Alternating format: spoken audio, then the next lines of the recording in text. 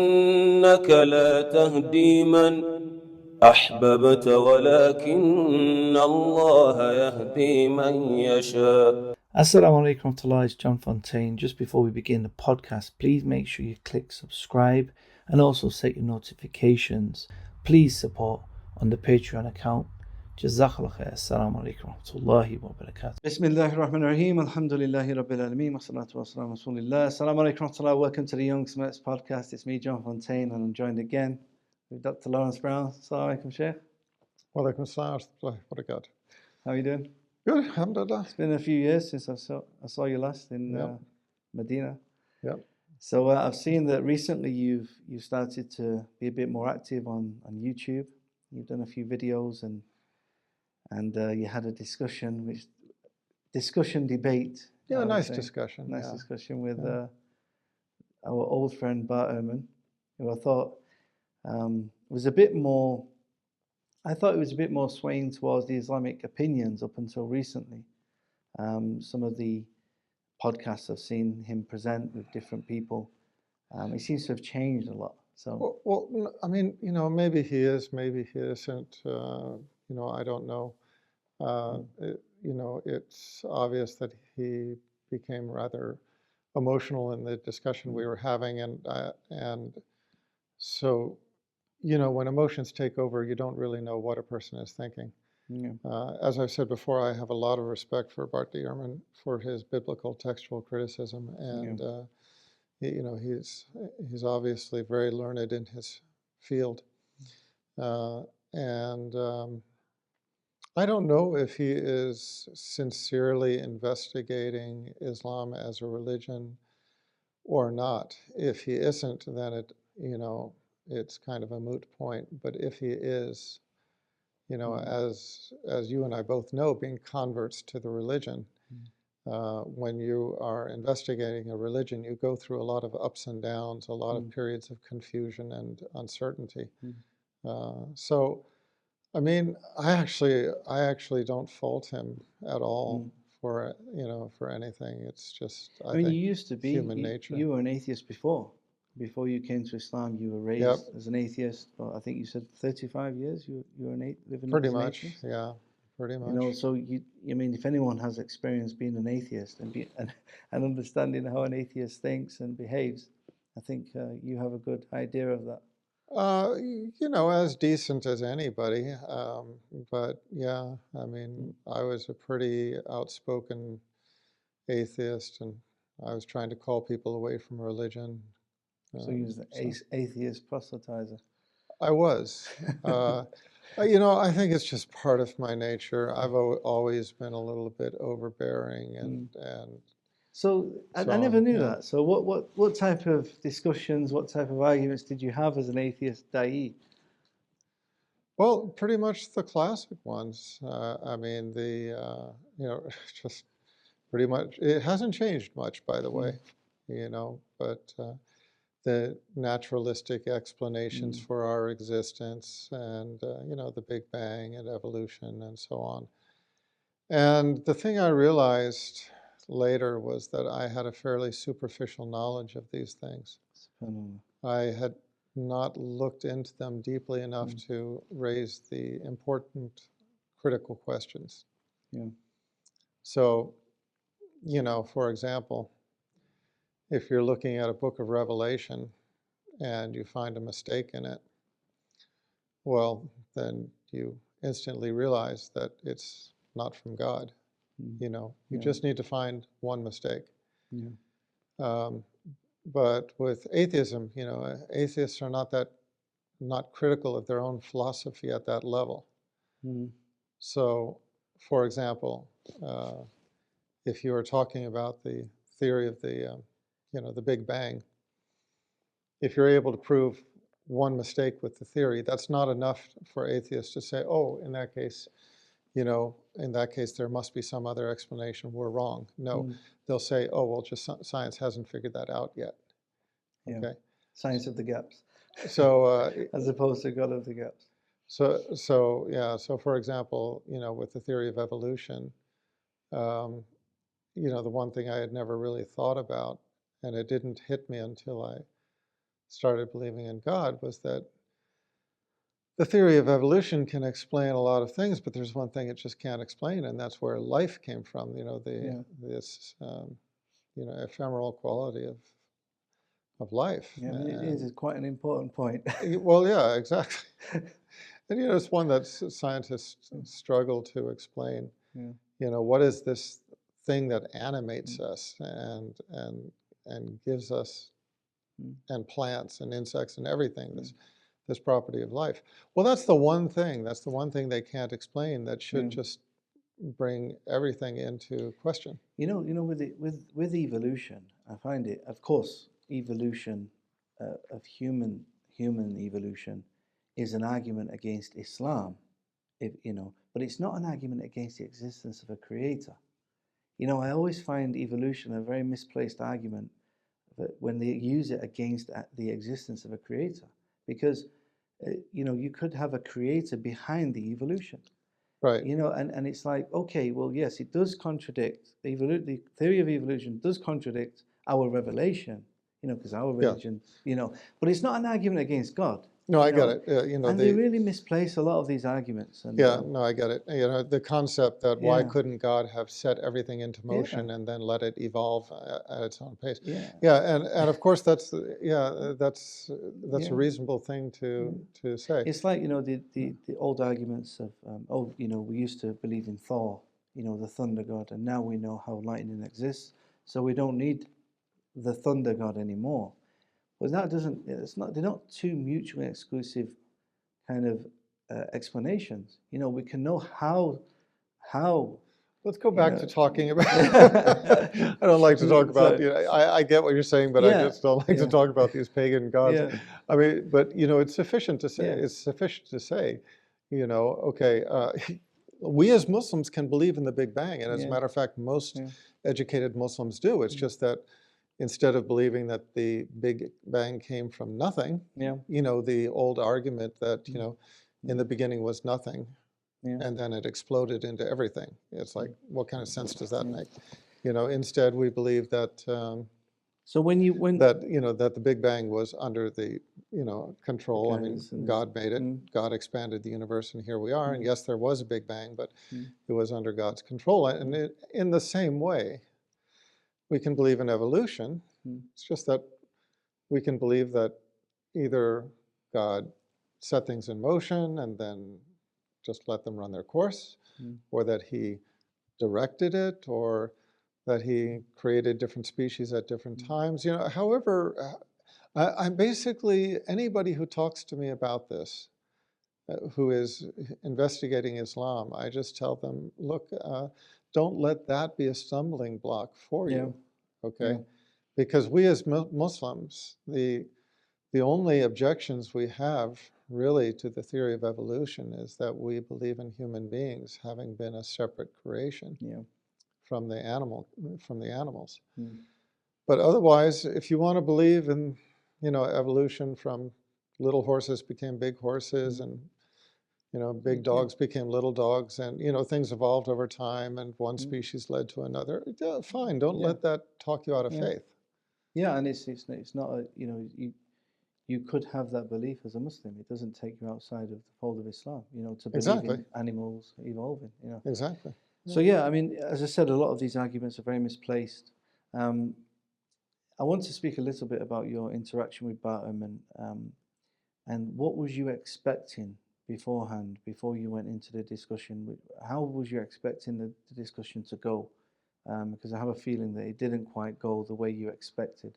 No, but I really went into it with a blank slate, a mental blank slate. I did not know what to expect. I mean, I knew the work of Bart Ehrman in his biblical textual criticism. I had purchased just so many of his books. I had a library of his books. But I basically stopped reading him when he came out with this one book. The title was God's Problem. And I sort of gave him the benefit of the doubt, bought the book and started reading it, and just said, oh, such a shame. To be, the whole concept of God having a problem is outside of Islam. Human beings have problems, but to say that God has a problem, and that's basically when I stopped reading his books. And I felt that this is a classic example of what happens to many people when they achieve a high level of success in their fields. Because many times they get to a point where they have said what they wanted to say. They've kind of reached the pinnacle of success in their particular specialty. And instead of stopping there, they go on. Yeah. And they maybe get into something which really they just should not have gotten into in the first place. And it's troublesome. Mm. We see this a lot with Islamic speakers. Yeah. There's no doubt Bart Ehrman is the best in his field, but he seems to be now drifting into theology and religion, and this really isn't his area of expertise. Right. And that became very apparent in the discussion with you, where he's using literally, I see it as very childish arguments, in my opinion, like using the problem of evil, again, like evolution, as an argument against the creator, when in fact it's not logically an argument against the existence of a creator. Yeah, but look, I mean, let's try to give everybody the benefit of the doubt. I mean, you say it's kind of a childish argument.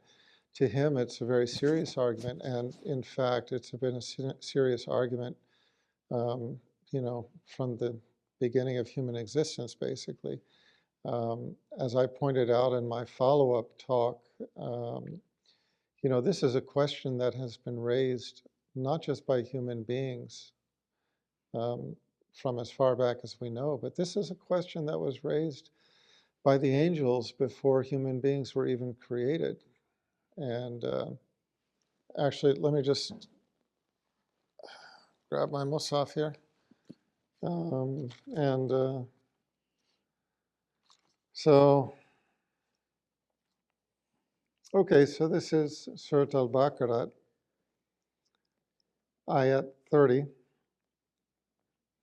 and in parentheses, mention, O Muhammad, when your Lord said to the angels, indeed, I will make upon the earth a successive authority, a khalifa, meaning generations of mankind.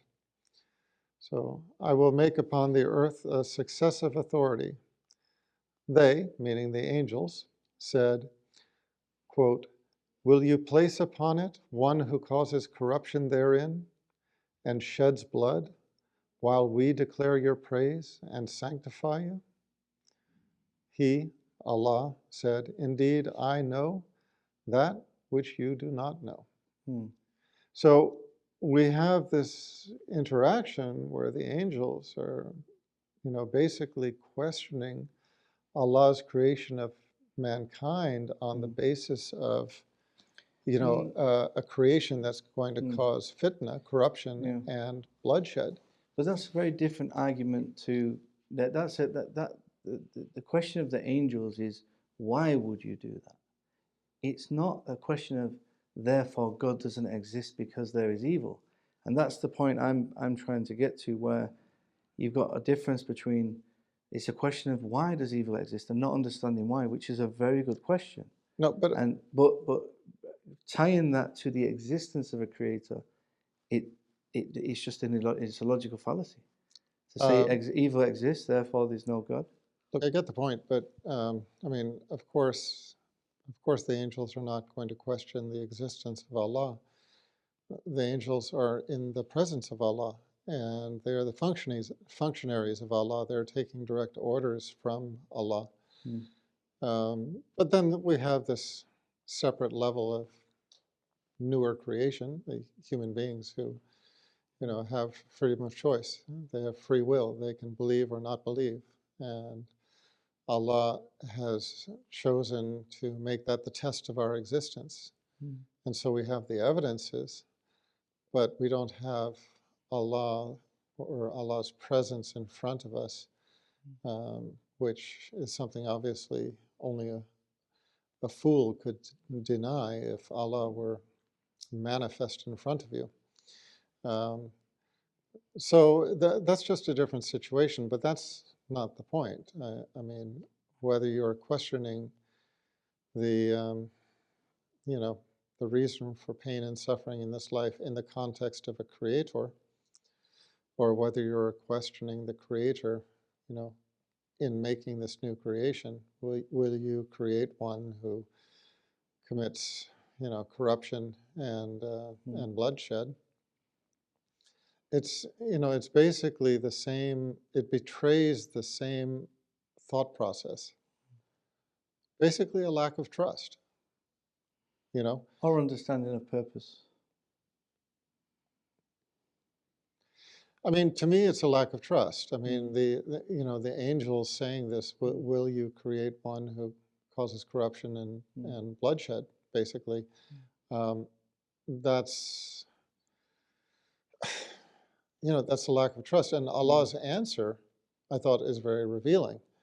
The fact that Allah does not launch into a long rational discussion, a long explanation to validate what he's doing. I mean, first of all, Allah does not need to explain himself. But instead, he gives an answer which is basically saying, I know what you know not. In other words, I know what he's saying. He's saying that he knows what he's doing, and we should trust him, right?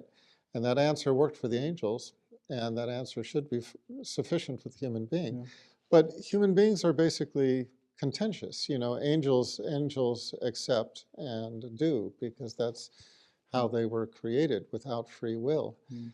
Human beings are contentious. They hear and they question and they argue and they they look for wiggle room in their beliefs, and that's exactly what happens with most atheists and with this specific subject. So how was you expecting the discussion to go initially? Did you not have any kind of idea of? I mean, I really didn't know. Like I said, I had pretty much blank slated my mind, and I was just expecting to, to talk with him and just see where things went. I was aware that he had written this book, God's Problem, and that told me something about his orientation, at least at the time that he wrote the book. What happened since then, I didn't know. And I hadn't followed any of his latest literature, so I haven't been keeping up with him. I'm not sure if you've come across, I think I read it in one of his books, or maybe it was in one of his videos quite a few years back. I came across it where he's speaking about his childhood. I don't know if you've seen this. He actually got sick when he was a child. Okay. And he points out that this was the reason for him becoming an academic, basically.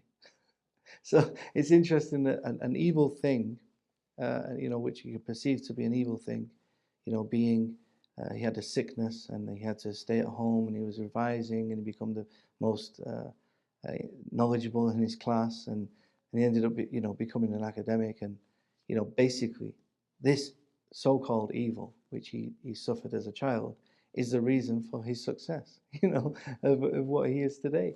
And I find it quite an interesting point, because one of your points, a very good point which you mentioned and you raised in the discussion, is that we don't know the wisdoms, that there is, from the Islamic perspective, good things. We don't know the wisdom behind these evils. Like Allah mentions, it might be that you like something that is bad for you, or you love something that, you would like something that's bad for you, or hate something that is good for you. That we as humans, we can't even identify these evils in the first place. We might perceive something to be bad for us, but in fact it might actually be the best thing for us. So I found that quite interesting. Because he has his own story for that, I mean, I think we all, I think everybody, if they look at their lives, everybody has something to this extent in their lives, big or small. I mean, when any of us struggle against something, even if it's something small, we feel that we are a better person when we overcome that obstacle in our lives. You know, and as I was saying, you know, we tend to look upon people who persevered against adversity with admiration. We admire those people because they, you know, they show a, you know, an exceptional tenacity and strength, and they accomplish what a lot of people would have not been able to do. They would have given up on it. But all of us, in our own ways, have some, you know, some degree of that. And when you look at what God bids us to do, you know, all of the things in Revelation that Allah bids us to do, things that are noble, things that are good, they're all things that we have to struggle with. I mean, I don't know any hadith or quote from the Quran where Allah tells us to elevate ourselves by going to a party and having a good time. I mean, rolling in the lap of luxury or anything of that sort. The things that elevate us are always, yeah, it's a funny idea, isn't it? You know, you know, as a matter of fact, the point is made that it's harder for the rich man to get into paradise than it is than it is for the camel to pass through the eye of the needle. Which is not to say that it's impossible, but metaphorically speaking, it's, you know, extremely difficult. And I think the reason for that is because the test of luxury and ease is probably a great deal more difficult than the test of hardship. The test of hardship, you need to endure, you need to be patient, you need to persevere. The test of luxury and ease, I mean, when people have everything going their way, they tend to become complacent. Yeah. They tend to think that everything's going their way, everything's sorted, and they relax, they become fat and happy, and so on, and they don't struggle as much. But it is in struggling that we elevate ourselves. I mean, okay, we just prayed Maghrib together, and the surah that I read in that surah is the line, you know, inna mal usri yusra, you know, after hardship comes ease. Yeah. And then Allah repeats it, you know, inna mal usri yusra, after hardship comes ease. And we all know that we appreciate things that are pleasant or that ease our hardship, even if it's just, you know, something cool to drink on a hot day or something warm to drink on a cold day, or you know, coming in out of the cold into a nice warm place where the, you know, a fire is, you know, a fire is there to warm your hands by, and so on and so forth.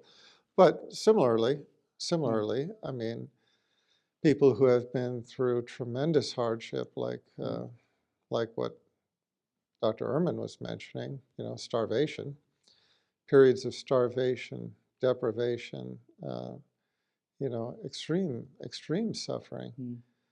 When they come out of that, it's a transformative event. It changes the life. Yeah. Sometimes for the better, sometimes for the worse. It's funny you should say that. I mean, because yeah. some people end up losing their religion. Yeah. They end up cursing God, saying, "How could you do this to me?" And others end up turning to God. And most of the time, and that's the test. Yeah, and you find that most of the extreme tests, people do actually turn towards a God more so than away from God. Because if you look at Africa or Asia in the third world countries where a lot of these tests are more prolific tests of poverty and war and things. Atheism just doesn't exist in a lot of these places, or it's very, very small compared to when people are literally living in the lap of luxury, as you say. People just get so intelligent, so for their own boots, as they say, too good for your own boots, because it's like, you start to even contemplate whether you even exist or whether God exists. And Allah mentions, you forget Allah, you forget yourself.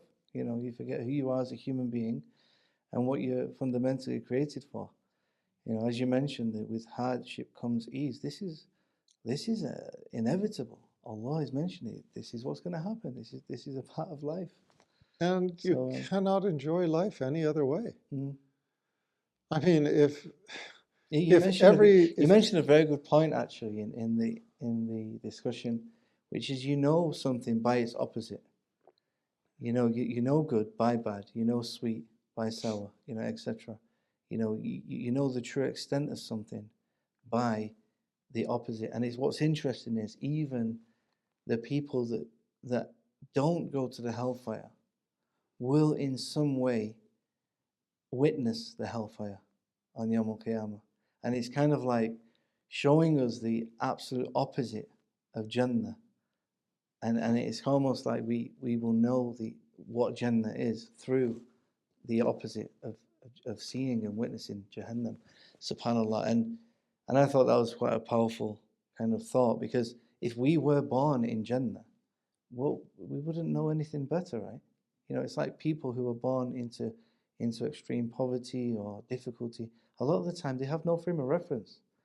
I speak to my parents, because my parents, born in the 1950s, it was quite difficult to live in the UK, in England. Shocking. Born in the 1950s? Yeah. Oh my gosh, they must be old. He's really old. Really, really old. I mean, but it's. I was born in 1959. Well, my dad was born in 49. Okay.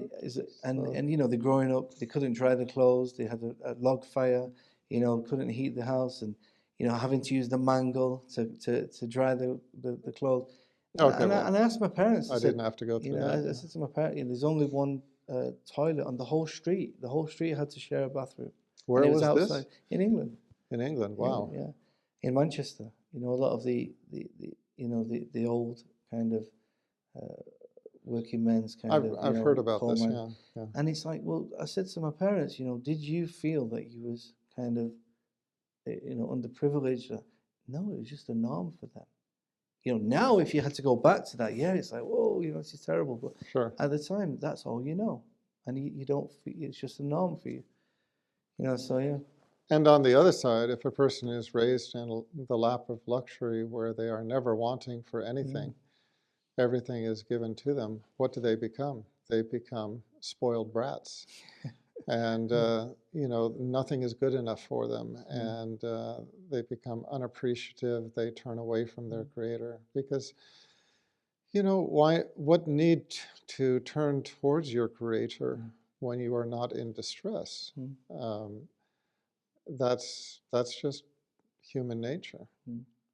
So, Doctor, you are planning on doing a few different series about atheism, and you're also planning on doing a book reading of your, you've authored. Yeah, that's the next on the agenda, and there are a lot of people, and there have been since who knows how long, who have dismissed the creator or dismissed their belief in a creator on this point. But my main interest right now is anti-atheism, refuting atheism. And so I've put together a number of talks on this, and I plan on bringing those out soon, inshallah, hopefully. So tell us a bit about the content. What sort of approach you're taking in terms of, or do you want to keep it a secret? No real secret. It's just that, having been raised atheist and spent much of my adult life as an atheist, I think I know the atheist arguments. And I think I know, their weaknesses, and I want to bring those out. And the thing is that so many of these arguments have a very critical element upon which they hinge. And if you can show that that element is not there, doesn't work, then the argument crumbles. And that's basically my methodology. Do you have a plan to write any more books No. in the future? No, and for practical reasons. I basically, have recognized that people don't really read that much anymore. People are much more into audiovisual, YouTube and other platforms like that. And I think that's easier for me and easier for the viewership as well. And there's much more sort of practical interaction that way. My books are there for anybody who wants them and might benefit from them. But I think from this point out, it's probably going to be what we're doing now: blogging, conversations, and so on.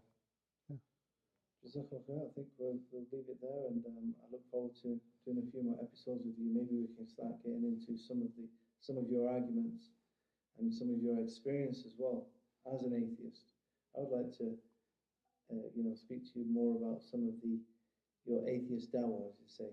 Some of your interactions with theists and how you used to debate and Sure. these arguments. Sure. So maybe we can touch upon that next time. There's sort of an atheist triad, which is just a combination of aggression, belittling, and arrogance. The atheists sort of prop themselves up as the ones who know everything, and they always talk about science, science, science as if it elevates them to the level of an intellectual. And they belittle anybody who does not deal on the basis of science. One thing that they don't realize is that a lot of creationists do deal on the basis of science. A lot of creationists are scientists. And then you start getting the aggression, and then you start getting the belittling, like the little jabs that are intended to make a person look like they are less than intelligent, and it's emotionally manipulative, basically, getting other people to feel like put down and small, and they're not going to respect me unless I'm on their level. We can talk more about that later. Inshallah. Jazakallah khair. Thanks for joining me on the podcast, and we look forward to seeing more of your content online. And if you need any help with that, I'm here. Okay, thanks. And assist you with that. Jazakallah khair. Thank you all for tuning in. Please comment, share, subscribe, and put in the comments something you'd like to see. Maybe you have a question for Dr. Laurence Brown. Maybe we can raise it in the next podcast. And join us next time. Also, yes, sir. Oh, and I do have to put in a mention of my own email. I am a bit of a recluse, but please, anybody who wants to contact me directly, my personal email is askdrbrown@yahoo.com. And that's askdrdr. No period or anything like that, just askdr, BROWN, @yahoo.com. Jazakallah khair. Respect my reclusiveness, please. And understand that that's just kind of the way I am. I am a bit reclusive, but anybody who really needs to reach out to me, that's where they can find me. Jazakallah khair. I appreciate that. So there you are. If you have any questions, also put them in the comments so I can benefit from them as well. And join us next time on the Young Smirks. Assalamu alaikum wa rahmatullahi wa barakatuh. إنك لا تهدي من أحببت ولكن الله يهدي من يشاء